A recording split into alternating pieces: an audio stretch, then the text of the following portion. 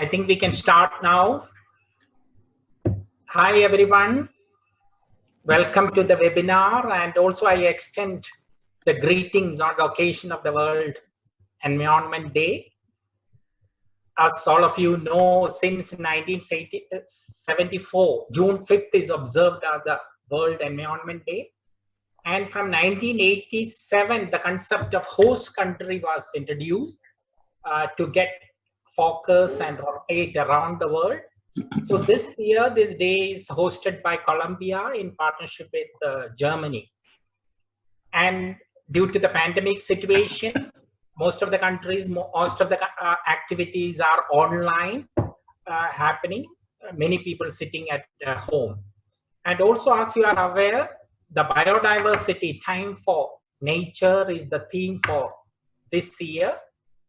And I think it is the most appropriate theme for this year. One of the reasons is in 2010-11, the UN declared the UN Decade for Biodiversity. So this year, 2020, the decade is concluding. Also, this is very important because the biodiversity which describe the life on Earth is facing extinction. Many of the species are facing extinction, and we have started facing the consequence of that. And also in the context of the pandemic, the importance of preserving biodiversity is underlined. I'm not taking much time. We have 5 speakers in the webinar today. We have the Secretary General of CUTS International, Mr. Pradeep Mehta, joining with us. He will be delivering the opening address. And we have 4 other speakers. Anubha Prasad is representing UNEP. She is the National Coordinator of PAGE, Partnership for Action on Green Economy. And also we have Maria joining from Stockholm, who is a Senior Policy Officer at the Swedish Society for Nature Conservation based in Stockholm. Also, Naomi Scott is joining with us, representing the Consumers International. So to begin with, I invite Mr. Pradeep Mehta for briefly delivering his opening address. Over to Mr. Mehta. Thank you, George. I hope you could unmute all others so that there is no disturbance. Let me also join George in welcoming you all to this webinar on a very important occasion, which we've been celebrating for long, and yet we are still, our goals are still very elusive. Let me go back to June 1992, when the Convention on Biodiversity was adopted at Rio de Janeiro during the Earth Summit. It was a very interesting experience that I had. And therefore, I must share it, especially for all those who may not be aware. But there was a very big debate on the adoption of the Convention on Biodiversity. And there was, I still remember our minister then, Environment Minister Kamal Nath, speaking about the US President and the Vice President, the George Bush Sr. and Danny Quayle. And Kamal Nath made that very snide remark, or tongue-in-cheek remark, that we are talking about bushes and quails in terms of protection of biodiversity. The US White House raised a big objection on it, on this snide remark that Kamal made at the Prime Minister's office. But be that as it may, that it struck home. Now, what was also interesting about the Earth Summit was that there were 104 heads of government or states wanted to make a speech. And each was allotted 9 minutes each over 2 days to make their statement. And surprises of all possible surprises that you can think of. Fidel Castro, then president of Cuba, who is known for speaking on a marathon basis for hours and hours, spoke for exactly 1.5 minutes. What he said was very important. for us even today, is that when we are talking about conservation of biodiversity, then we are looking at the Homo sapien, the human being. And let's not forget the human being in this whole atmosphere. And surprisingly, even George Bush Sr. Was forced to applaud his very, very pertinent remark. George Bush ended up speaking for about 11 minutes. So you can well imagine what was the kind of discipline which existed at that point of time. Now, when we talk in terms of the relationship between the biodiversity issues and the pandemic, it's all very well documented in the sense that the kind of imbalances which are happening in nature due to our consumption patterns, due to our living styles, is something which there is a shake-up call. And I'm glad that, I'm glad in a sense that this global pandemic, which is probably the biggest tragedy which I have seen in my lifetime, and in a global sense, has shaken us up. Now, how far we are able to get this message across in terms of particularly revisiting capitalism. Capitalism was supposed to be the way forward. Mind you, in the philosophy of cuts, we follow a middle road. We are neither neoliberal, neither left or the center. We believe that open markets are important and that liberalization is also important, but with safety nets. Having said that, what we are currently struggling with is what is the kind of economic resilience which will be required in order to come out of this pandemic situation, which has broken the backs of the economy. Just before this conversation started, Anuba and Maria were speaking about how Sweden is approaching it, that the lockdown is not there at all. Now in India, we've had this problem. There's a very serious debate which is going on that the lockdown was announced very suddenly, with the result that we did not look at livelihoods. We were only concerned with lives. But there has to be a balance between lives and livelihoods. And therefore, when I say lives and livelihoods, it means you're looking at the totality of the ecosystem as such. If you look at a Venn diagram, you're looking at economy, ecology, as well as equity. And in that Venn diagram, again, where we have found the center of sustainable development in the crossing where all the three circles meet, is something which we'll have to revisit again as to how do we manage what we have landed up into. With that, let me thank you all once again on behalf of CUTS and to welcome you to this webinar. And we hope that we have a good, interesting event which will be noteworthy. And we are recording, as you would notice. Therefore, the discussions would be available for posterity as well. Thank you very much. George, over to you. Yeah. Thanks, Mr. Mehta. Thank you for taking us back to 1992 Earth Summit and also underlining the relationship between the biodiversity and the pandemic, the need for conserving the biodiversity in dealing with the pandemic like this. Thank you once again. Now I invite Anupa. Anupa will be speaking on economics of ecosystem and biodiversity. Over to you, Anupa. Thanks, George. Am I audible clearly? Yes. Audible as well? Yeah. So a very happy World Environment Day. And I also wish to thank George and CUTS International for giving me this opportunity to be a part of this esteemed panel. Biodiversity is not my core area of expertise. I worked as a green banker and I work on inclusive green economies. However, there is strong convergence. So let me ask you this question. A Kashmiri stag, a one-horned rhino, a great Indian bustard, or a Gangetic dolphin. What is common to all of them? And for that matter, between a bird's food plant, an umbrella tree, or an ebony tree. So we all know that these all used to be common sites in India in their natural habitats, but not anymore. These and many more are now critically endangered, and some 1 million species are threatened with extinction worldwide. But there are many reasons for this: illegal wildlife poaching, trade, and we saw a very brutal instance of this, I guess 2-3 days back. And there's a severe reduction in habitat, pollution, especially in waterways, unsustainable resource consumption, and of course, the menace of climate change. So there are many reasons, but there is one common factor, and it is us, the humans, the carpe diem species.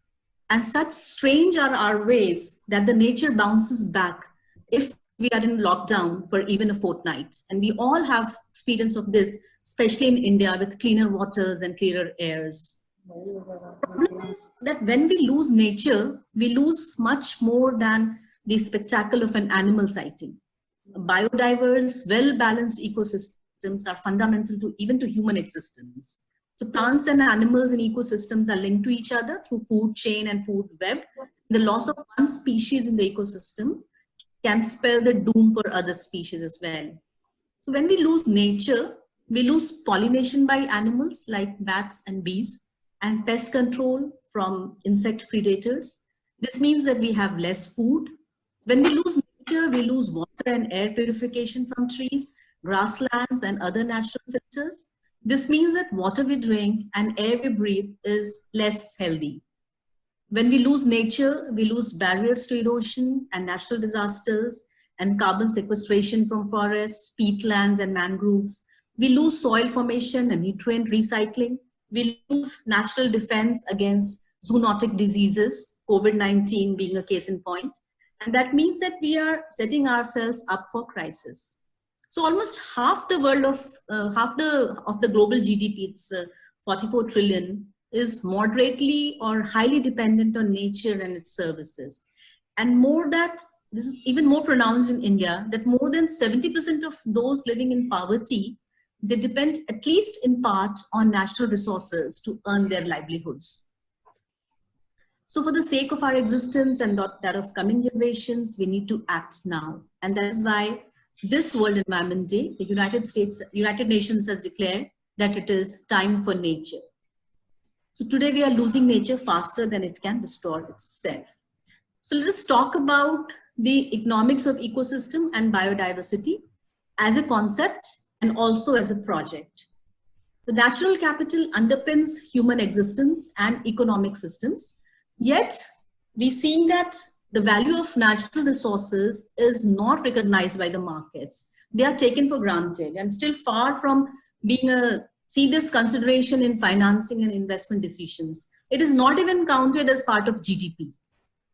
We know that the agriculture sector, because the project and the concept that I'm talking about is more from an agricultural standpoint. So we know that agriculture is fundamental to our existence. It provides foods, raw materials, feeds, etc., etc. However, it is also a leading driver for ecosystem degradation, biodiversity loss, health externalities, GHG emissions, etc. So the negative and positive impacts are economically invisible. Hence, they are unaccounted for in public and private decision making, which is not a very desirable situation. So valuation of ecosystem services is important to make nature's values visible, measurable, and to drive investment decisions to public and private sector through different kind of mechanisms like incentives and price signals and revamping the subsidy regime and reforming the harmful subsidies, etc., and tax incentives, of course. So let's try to understand it a bit. The agriculture value chain comprises of human system, agricultural system, and natural systems, which are intertwined. So human systems contribute technology, labor, other inputs, and in turn, they receive benefits like livelihood, food, raw material, etc. The agriculture system includes agriculture production, manufacturing, distribution, retail, consumption, etc. And there is a natural system which contributes biodiversity, pollination, soil, pest control, and other ecosystem services. And the natural system is a recipient of biodiversity loss, habitat loss, soil degradation, salinity, and other impacts. So while the human system and the agriculture system are economically valued, the valuation of natural system and the losses that it suffers are neither measured nor valued in either monetary or non-monetary terms. So it is imperative to have a framework in which these ecosystem services are measured and valued and we devised optimal agricultural ecosystem in the all the three, systems. So if we talk about Punjab, which we call the granary of India, and we call about the very obvious example of the wheat value chain in Punjab.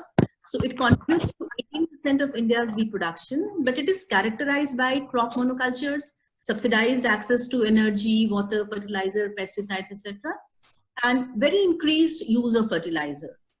And 6 decades post the Green Revolution, they have seen growth in agricultural production by exponential growth.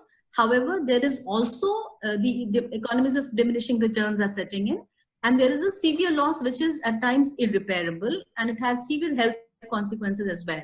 So can we quantify and compare the conventional and organic wheat production?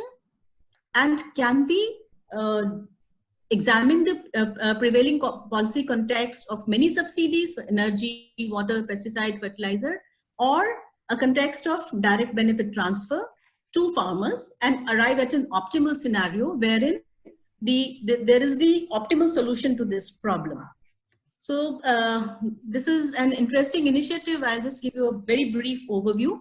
So this is the Economics of Ecosystem and Biodiversity, or TEEB as we call it in short. It's a global initiative. It is focused on making nature's value visible.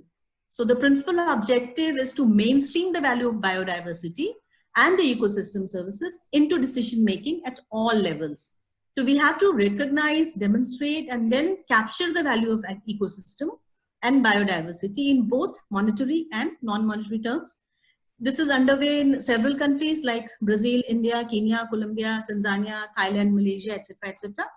And this aims to bring all stakeholders together, followed by modeling impacts of land use, assessing subsequent changes in ecosystem, servicing provisioning, and valuing them so that they can be part of economic calculus of policymakers.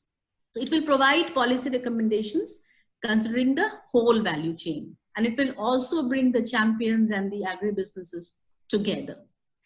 So today, when with all the trouble that COVID-19 has brought upon the world, we might assume that the environment cannot be a high priority as we recover. And as we've seen the 10% of GDP package of the government of India, the 20 lakh crore package, it hardly mentions about the environment. But this would be misguided. We think that environment is not important in this recovery and rebooting. This would be it's not a good idea to go along with. So this is rather an opportunity for us to build back better. Trillions of dollars and billions of here in India are being deployed in COVID-19. So let us make these funds contribute to a greener, cleaner, and healthier India. And let us put into consideration the natural ecosystem adds to our economic activity. So thank you so much. And thanks again, George and Cuts International, for having me here. Thank you. Yeah. Thank you, Anubha. To begin with, explaining the functions of the ecosystem, and the ecosystem is important for the existence of the human being. Then in detail explaining about the economics of the ecosystem and the biodiversity, especially taking the agriculture sector as the example, and talking about the agriculture value chain, and also underlining the need for mainstreaming the value of biodiversity. We will come back and take up questions later. Thank you. Let me now invite Maria. Thanks, George. Maria will be talking about the land use change and its implications on the biodiversity and humans. And she also will be touching the linkage with the pandemic. Over to Maria. Thank you so much for inviting me to this interesting webinar, and also to be able to listen to you and speak to you. I will give a short introduction for the discussion on the theme of land use change. Environmental degradation now affects our lives in ways that are becoming impossible to ignore, from food to jobs to security, and also health, which we are now experiencing in a way with the pandemic, with COVID-19, and it comes to a very high cost. We are losing lives. And for a long time, biodiversity has had a second place after climate. When the EPAS report came last May, maybe the scene changed a bit, where we actually focused on the loss of 1 million species. So we are losing out at a very high speed.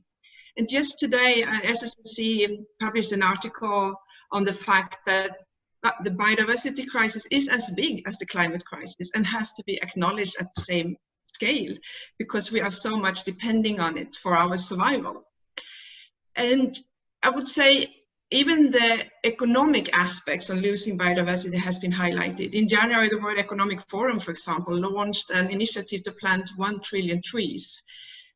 Not going into details about what type of trees or how to plant, but still the loss of biodiversity is highlighted at several different platforms right now. There are two main drivers of the loss of biodiversity: land use change and direct exploitation. And I will use tropical forest as an example, since I'm working with that with our partners globally, and which is very well exemplifying the way we are losing biodiversity, which is the branch we're sitting on, and we are cutting it in a very high speed. When we deforest, we also minimize the buffer zones. We will live in a context of zoonotic diseases increasing. Some researchers say that the COVID-19, despite the severeness, is a light pandemic that we're experiencing right now. So if this continues, the fragmentation of ecosystems, deforestation, and we're losing out of buffer zones between wildlife and humans, the situation could be much more severe within the nearby future.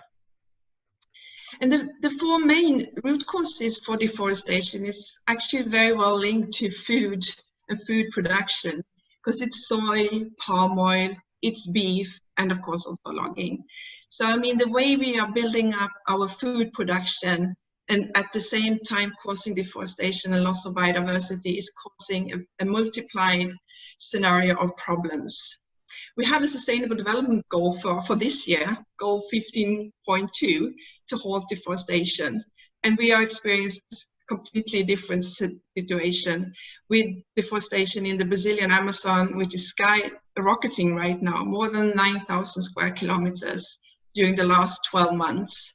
And that is an increase of 85%, despite all the initiatives that also business is taking. So I think we need to see it in a more holistic perspective. How do we address the loss of biodiversity and what are the driving forces? Indonesia, for example, is interesting with the loss of arable land into palm oil plantations that are now reaching the horizon. It wasn't barren land before. It was either community forest or farmers' land rich in biodiversity, because biodiversity also linked to a secure food production. Without biodiversity, we cannot produce food in a diversified way. And just to give you an example, of the total biomass of all mammals on Earth right now, 60% is livestock, 36% is human, and only 4% are wild animals, mammals. And I think that gives a very good picture on the way we are moving towards, where we're turning into more monoculture way of producing either meat or food, or we produce soy in order to feed our livestock, which is in the long term, of course, not sustainable. And we need to think of the role of business, of course, that set up these models and also take away land from farmers and include them in their production line. And right now, in the light of COVID-19, we see people are starving because they've given up their arable land and they used to work as daily labor on the plantations in order to gain cash to buy their food. But in the long-term perspective, and in the scenario of both the biodiversity loss and the climate crisis, of course, this is not a viable way of a livelihood. And we were talking about livelihood, we heard about livelihood and the value of livelihood, which is so important because it's also about people's survival, people's welfare, but it's also linked to biodiversity, keeping healthy ecosystems, because that will give us life and food and health. And I just think what we need to acknowledge is that also the role we need as people in local communities in managing biodiversity. 30% of the protected areas, they include the very high biodiversity, which is managed by indigenous people. They only acknowledge 10% in terms of tenure rights by their governments. But just to exemplify how important local communities and indigenous people are in managing biodiversity, because of their presence, because of their way of using forest and land, biodiversity has been kept for generations.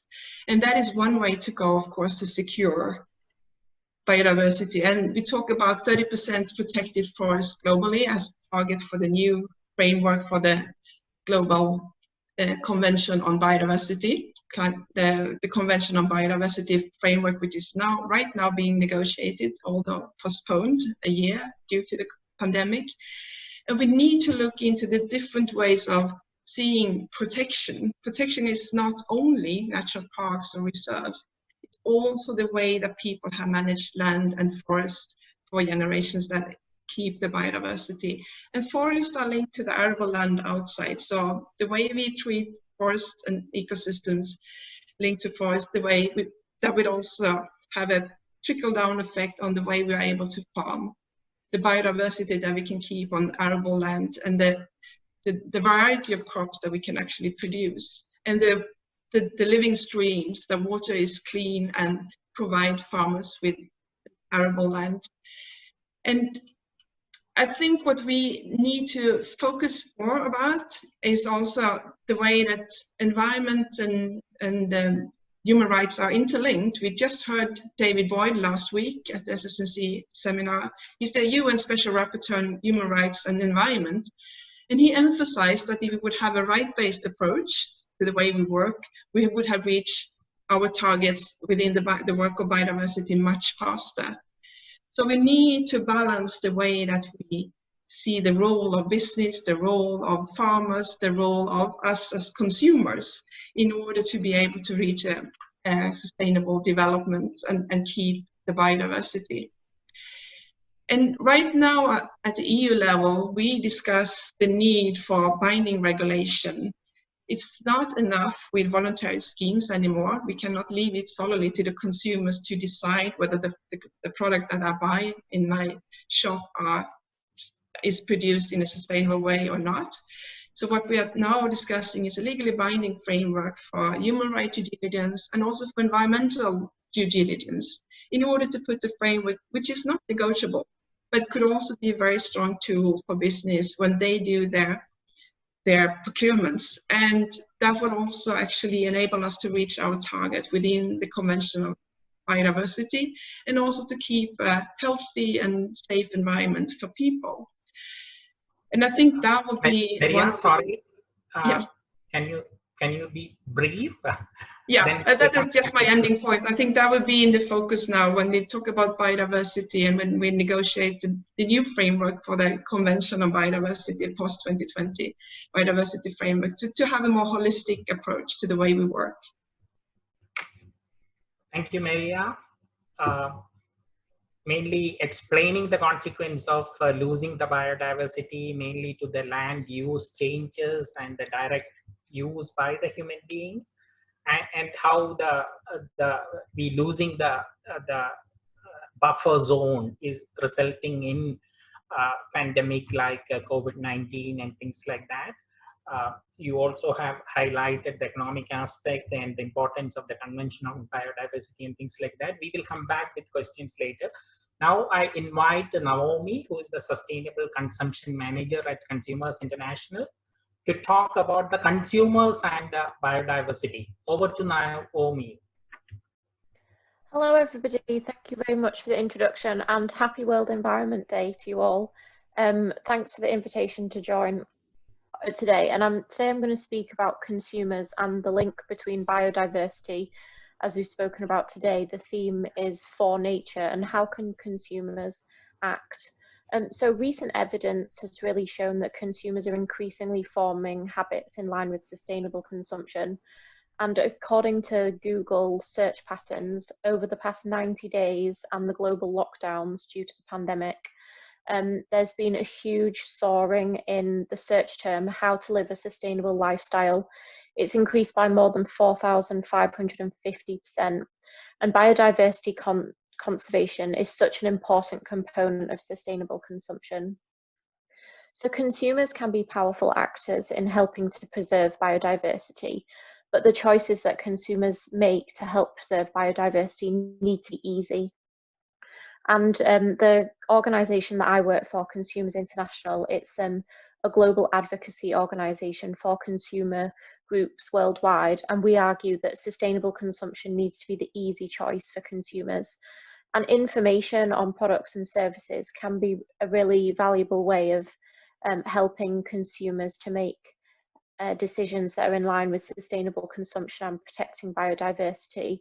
But at the moment, the information that's out there for consumers is not always clear or actionable, and this can lead to a lot of confusion for consumers. And eco-labels can be a really important way, and voluntary sustainability standards, for showing to consumers what products are good for biodiversity. Two of the most famous eco-labels in the world are actually about biodiversity conservation. So that's the Marine Stewardship Council logo, the MSC logo. It's a blue fish that appears on sustainable seafood products. And then there's also the Rainforest Alliance logo, which is a green frog that appears on a lot of different products as well.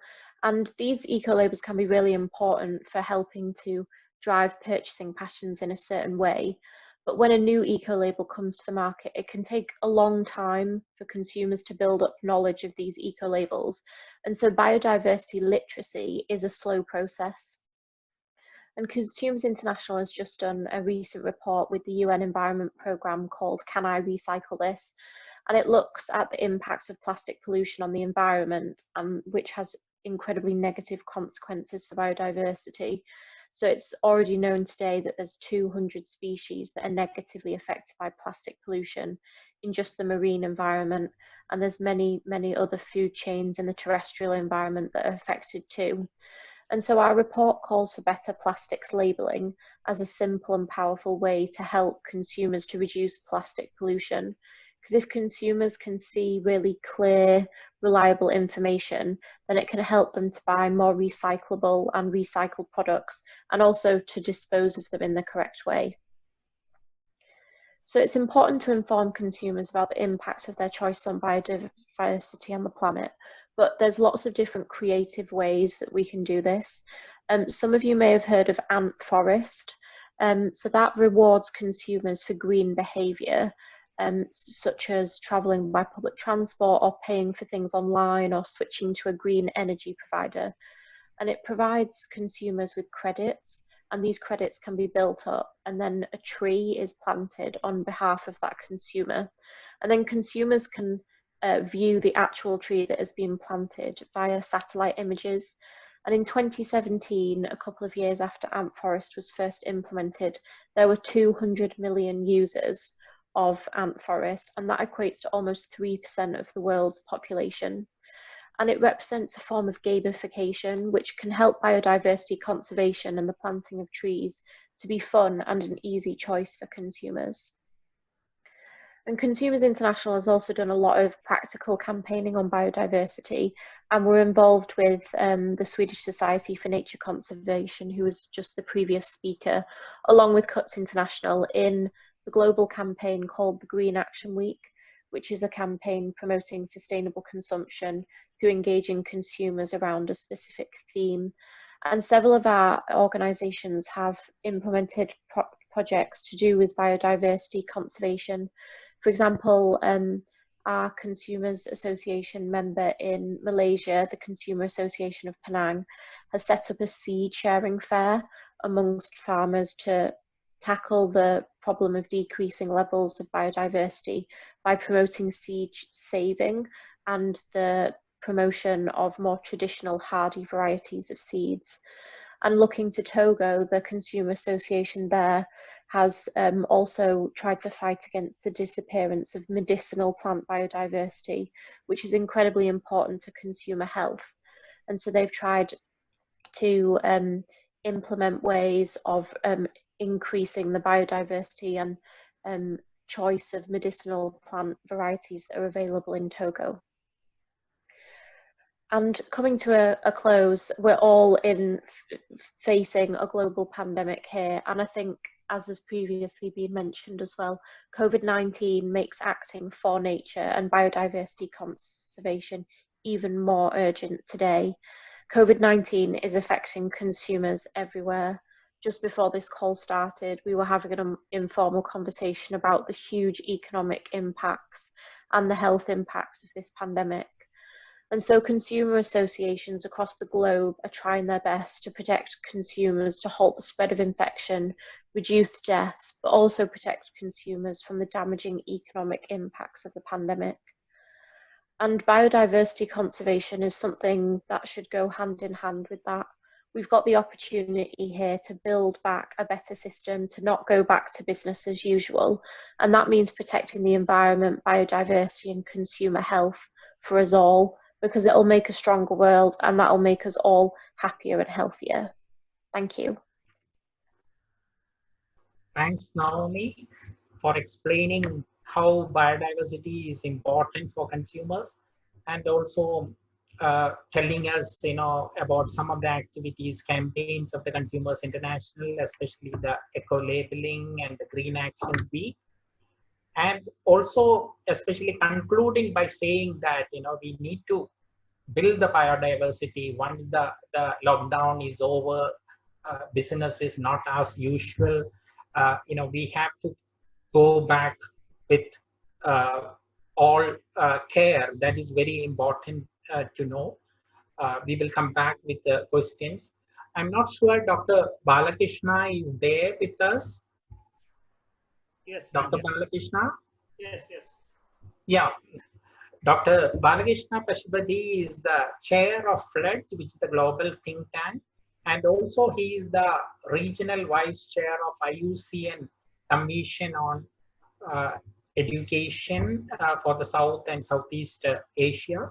He will be talking about nature-based solutions. Over to Dr. Balakrishna. Thank you, Dr. George, and thanks to CUTS. Happy World Environment Day. And as you can imagine, there is a huge rush in terms of dozens of webinars, dozens of reports being launched, some being provided. But of course, for a lot of us who are a part of this particular session, as well as others, every day is an International Biodiversity Day or International Environment Day or World Environment Day. Of course, 2020 is named as the super year for biodiversity. And the reason being that, as George mentioned, that this year culminates in the current global targets on not just reducing loss of biodiversity, but stopping loss of biodiversity, and also beginning a new decade in terms of how do we want to protect biodiversity in nature. So everything this year is centered around biodiversity, everything is centered around nature conservation. We actually, in a few weeks' time, should have had the World Conservation Congress of IUCN, a global meeting to bring together governments, NGOs, civil society organizations, and this year should have also marked the 15th Conference of Parties to the Convention on Biological Diversity, and also, like in 2010, when the Decade for Biodiversity was launched by the UN General Assembly, the Secretary General of the United Nations is also organizing a Heads of State Summit, a Leaders Summit on Biodiversity this year. So biodiversity is receiving a lot of attention. So everybody speaks about biodiversity, but there are actually a set of mixed signals out there in terms of what we are doing to biodiversity.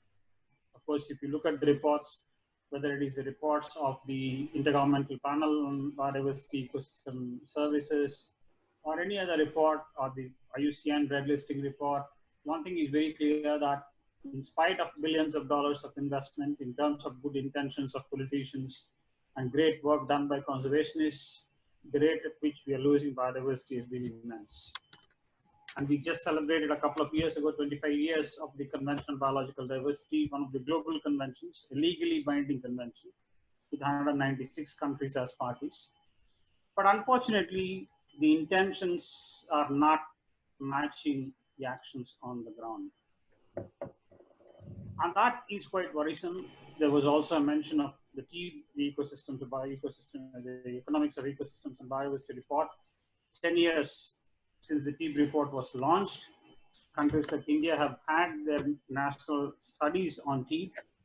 We even had very famous economists like Sir Partha Dasgupta, who provided a report to Ministry of Finance on how to rejig the way we calculate the gross domestic product, GDP, but action seems to be quite limited. But having said that, we conservationists are always very optimistic. Not that we are losing the race a little, but we are very optimistic that we will definitely win the race, because it is not just run against the time, but it is run for humanity and run for people. And what the current pandemic has demonstrated is, in as much as biodiversity provides for life, but biodiversity can also threaten the entire existence of human population on this planet. Just one microscopic organism is able to bring the entire world to its knees and economies to a standstill, is something which is going to be a very, very stark example of how we cannot ignore the potential of life around us. Having said that, today there was an announcement that was made by an organization called the Global Footprint Network. I don't know how many of you are familiar with it. The Global Footprint Network does every year calculation of how countries globally as well as nationally are using their natural assets in terms of providing for their consumption. And they have predicted that this year, August 22nd is going to be the World Footprint Day. So which means that as of August 22nd, globally, we would have used all the natural assets, including biodiversity, that we should have used until 31st of December. But the only positive aspect of this year is that, unlike last year, this year, the date comes almost 3 weeks later. So last year, 2019, it was 3 weeks earlier. So which means that we used up the natural resources of this planet 3 weeks earlier than August 22nd. Thanks to the pandemic, thanks to the lockdown, environment seems to be receiving some attention. The environment seems to be kicking back to life. 14.8% of the carbon emissions have been cut because of the lockdown and because of the pandemic. But many of us are aware that these are very, very temporary issues. Once the economies are going to be opening up, countries are going to run in for a huge rush in terms of economic recovery, in terms of development, creating jobs, ensuring use of resources. So the biggest worry for a lot of people like us who work both nationally and globally on issues of biodiversity conservation and environmental management is that how is that we are going to be reducing the speed with which we are going to be using our resources. The consumption patterns is going to be something very, very important. And that is where we actually need to work both at national and global levels on recovery that is green, recovery that is biodiversity friendly. And that is why, as we build back better, the 3 Bs, which is the buzzword around, it's not building back better just for environment and the social component, but it's also building back better for conservation and environment as well. And if we want to achieve that, 3 things are very, very important. One, having realized that our investments in science still is not helping us as much as possible in terms of trying to deal with how we are able to manage our biodiversity, what is very, very important for us to understand is that we need to change our behaviors.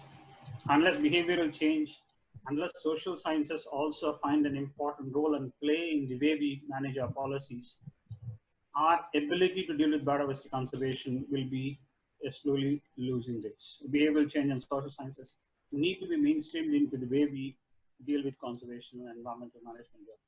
The second point is that biodiversity conservation cannot be managed by a few experts and few governments. It has to be a citizen movement. It has to be a citizen science. And that is where people's involvement is going to be absolutely important. And the third and last point I'd like to mention is that in as much as we are looking at nature, nature provides for a lot of opportunities. We have learned a huge amount of lessons at the local level. But our challenge is how do we consolidate those successes and how do you scale up so that the impacts of nature-based solutions can benefit not just humans, but also the nature in itself. Thank you very much.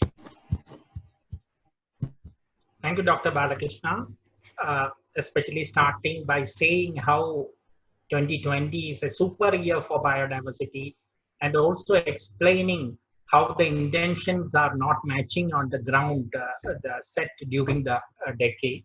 And also you have mentioned when the biodiversity is providing for the survival of humanity, how a small microorganism or virus had brought the world into a standstill.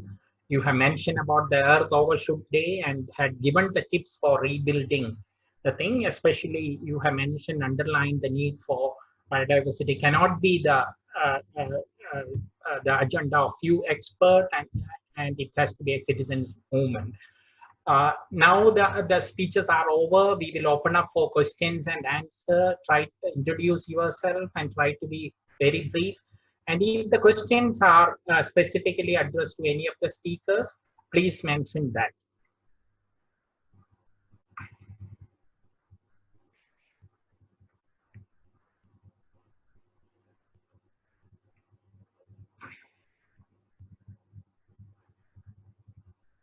I could see Dr. Priya want to ask a question.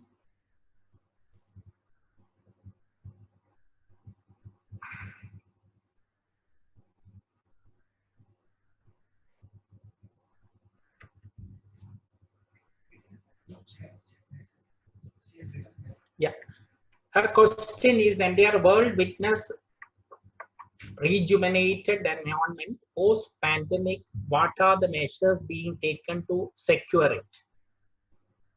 Any of you, one of you can respond. Dr. Balakrishna, can you respond to that? Yes, I mean, of course, as I said, that we have to be optimistic. It will bounce back. We will definitely have better life, but the only difference is that it cannot be and will not be business as usual. What this particular pandemic had taught us is that our ability to increase our resilience to this kind of a thing is questionable. The link between environment and health is something that should receive more and more attention. Public health spending has to increase. And lastly, and most importantly, policy making cannot just be focusing on economic recovery and social development. It has to also consider environmental management. So if we're able to have that particular balance and ensure that the lesson that we have learned from this pandemic in terms of our interdependency with nature, but also our shortcomings as a superior element of biodiversity, if we are able to unlearn those lessons, I think we should be able to bounce back very quickly. Thanks, Dr. Balakrishna. Any one of you want to respond? Maria? Sorry, can you just repeat the question very briefly, because I lost the link, the internet link, for a few seconds, the beginning of the question. Yeah. The question is mainly how we can rebuild once the pandemic situation is over. No, I think we have to go back to the root causes and address the root causes. And as the previous speaker was saying also, we need to link environment and health. We're working in silos. Also, in terms of science, we're working in silos. So we need to merge these two aspects and thereby address the whole problem that we are facing right now. And we need to have a transformative change. We should not go back to what it was like before, because this is what we have been causing in the way we have been living and the way we have been exploiting nature. So I think this need to be a very, very severe reminder on how to go about it within the nearby future, not go back to the same tracks. Yeah. Thanks, Maria. Any response from Anupha?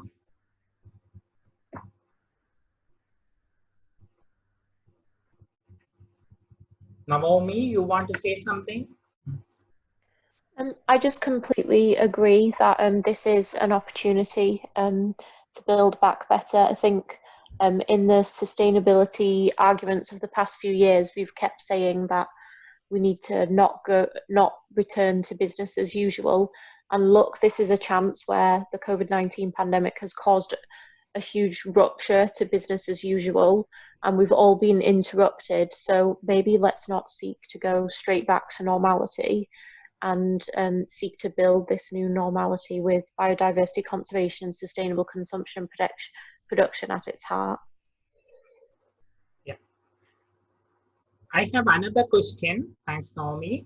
That is, people are well educated. This is in connection with Dr. Balakrishna's point that biodiversity conservation has to be a people's movement, a citizens' movement. So the question is, people are educated but not sensitized towards environmental protection. So how to sensitize the people?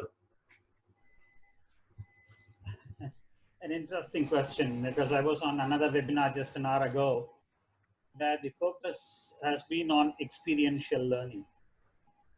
There is a lot of difference being educated and being experienced. So unless you experience nature, unless you are able to be a part of it, being educated is not going to make any sense, or being educated is not going to make any difference. So what is important for people to understand is that they have to experience nature. And again, as I mentioned in my intervention, people's behavior have to change. And many times, the behavior of educated people and the behavior of local communities with respect to managing the resources are completely different. The only reason being that, not a general statement, but overall, local communities live with nature. They know the value of nature. They know what is going to happen if they lose that diversity. Whereas people who are removed from nature have very little experience of what it means not to have that resource. So being educated doesn't mean that you are conscious. You have to have the experience, and you have to learn to live with nature. And unfortunately, our education system does not provide you that particular opportunity yet. Thanks, Dr. Balakrishna. Anyone else? Maria, want to add to that? Oh. Yeah. Otherwise, I will move to the next question. This question was asked by Sunil. And another question from Abhishek Srivastava. He is mentioning, maybe Naomi can respond to that. We talk about sustainable products and eco-labeling and all, but when we go to buy, such products are not available in many countries, including India. And also the companies are providing misleading information, like, they are selling product which is harmful to the wider environment and things like that. So how we can address this problem? Thank you. And yes, definitely, it's a huge problem. This greenwashing, it's called, when companies are providing misleading or false information about sustainability in order to drive purchasing patterns and sound appealing to consumers.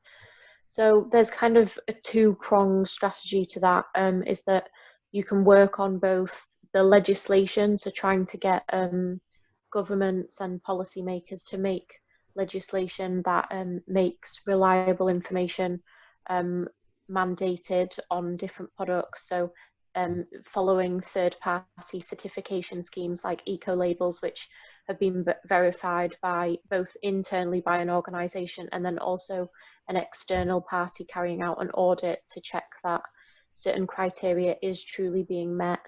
And it's also about forming the communication that consumers see in a really reliable and accessible way. And the UN has a few documents about guiding information provision to consumers. There's also some voluntary codes that businesses can follow. For example, like the International Chamber of Commerce have some guidelines on how to market and advertise products in a really reliable way in order to reduce that misleading information that's out there. And also, I think there is a bit of a responsibility for consumers. I know it takes time and the burden seems to be on the consumer, but if consumers can spend some time, for example, researching certain aspects that are important to them to buy in their purchasing patterns, is it organic food, is it products that are cruelty-free in terms of toiletries, if they can investigate certain criteria that are important to them and what the eco labels and information for them are to look out, then that can really help to steer purchasing patterns in a certain way. But I think overall it has to be a solution is businesses, governments and consumers all working together to form a really reliable information base. Just one point, if I may add on that question, is that it is also about availability, choice, and affordability. Currently, the biggest challenge for many of us, including in India, is the affordability. So unless some of these products are going to be available where consumer has a choice, but also the prices become affordable, it's going to take a long time for this entire thing to penetrate into this system. Thanks, Naomi, and thanks, Dr. Balakrishna. We will take one more question. This question is about the low level of awareness among the people in a country like India. How we can educate them about the importance of biodiversity. And also Maria also had mentioned that about 70% of the poor people depend upon the biodiversity for their existence. So when poverty is there and people are unaware about the importance of preserving the biodiversity, how you can move forward, what is the way forward? That's a very interesting question. 2010, there was a ministerial panel that was organized where the presentation of the economics of ecosystems and biodiversity report was also made. Sawan Sukhdev, who is the facilitator of this particular report, made a presentation. And there was a very interesting question that was asked, saying that if biodiversity is worth so many trillions of dollars, and if biodiversity occurs in countries where there are 17 mega biodiverse countries in this world, but a significant amount of people in these countries where the biodiversity is most diverse are plentifully available are still poor. So if biodiversity is worth so many trillions, and if these countries have so much of biodiversity, and we've been working on this for the last 30, 40 years, where is the disconnect? Why still people are poor? And of course, the answer was very, very simple. And of course, coming from an economist, the response was that, look, what we are providing you in terms of the numbers of dollars of worth of biodiversity and ecosystem services are the potential of biodiversity and ecosystem services. It is important to translate that potential into something real. And if we do not translate the potential into real, countries and communities that actually manage and have enormous amounts of biodiversity still will continue to remain poor. And that is where the three elements of sustainable development, social, economic, and environmental, should come into play. You can't have sound bites only about so many trillions of dollars of worth of biodiversity is there. But then we also need to translate that potential into something real. And if that translation doesn't happen in real time at the local level, we still will have only academic discussions on using the potential of biodiversity for human development. Thank you, Dr. Balakrishna. And this question was from my colleague, Madhusudan. Maria, you want to add anything on that? No, I think that it's a very complex question. I think we have to emphasize the way that economic is also based on healthy ecosystems. It will be very costly in the future. We have a risk now in the light of the pandemic that we focus a lot of jobs, we focus on the economy, rather than actually see the link that if we don't address the root causes, we will have even more and higher costs in the nearby future even. So I think we have to put together these pictures and stop working in silos, also from the environmental side. Yeah. Thank you, Maria. A quick question, post-pandemic, what should be the 5 focus areas for the consumers or the citizens linking with the biodiversity? This question is from Preeti Shah from CERC Ahmedabad. Dr. Balkrishna, quick response. Yes, 5 things. First, yeah, we have to see a change in consumer behavior. Yeah. The behavior should be based on reducing our dependency on nature and natural resources for our daily needs to the extent possible. The second one is the point that I mentioned. How do we translate the enormous potential of nature so that it contributes more meaningfully to development at the local level? The third point is that behavior should change in terms of our attitude to connect with nature, understand nature, and live with nature, but being very respectful and being very responsible. The fourth point is that in spite of enormous amounts of finances that are being spent, we still are not reached in levels of efficiency where $1 investment in conservation is giving us the appropriate returns. So we also need to make our adjustments in terms of how do we get the cost benefit analysis of biodiversity conservation better understood. And lastly and importantly, if people are not going to realize and feel the loss of biodiversity at an individual level, we will have a similar webinar in 2050, and we'll be talking about 80% or 90% of biodiversity being lost. Thank you, Dr. Balkrishna, for that 5 focus areas. Naomi, want to add anything to that? I don't think I could put it as well as that. There are 5 very good points.